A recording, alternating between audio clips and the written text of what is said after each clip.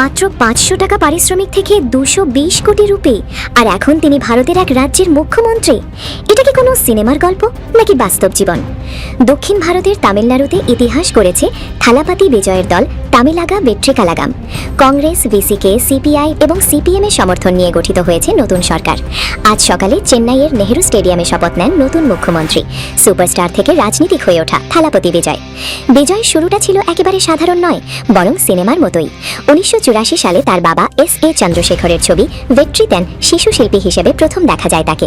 মাত্র ৫০০ টাকা পারিশ্রমিক দিয়ে শুরু করা সেই ছেলে একদিন হয়ে ওঠেন দক্ষিণ ভারতের সবচেয়ে বড় তারকাদের একজন। ২০০৪ সালের ব্লকবাস্টার ঘিলে বদলে দেয় সবকিছু। এরপর একের পর এক হিট, মার্সেল, বিগেল, লিও, বক্স অফিসে রাজত্ব শুরু হয়।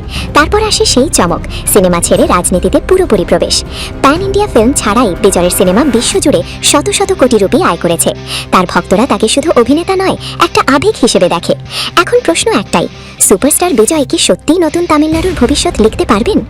সিনেমা শেষ, কিন্তু গল্প শুরু হলো এখনই। থালাপাতি বিজয়ের এই রাজনৈতিক যাত্রা শেষ পর্যন্ত কোথায় যায়, সেটাই এখন সবার চোখে।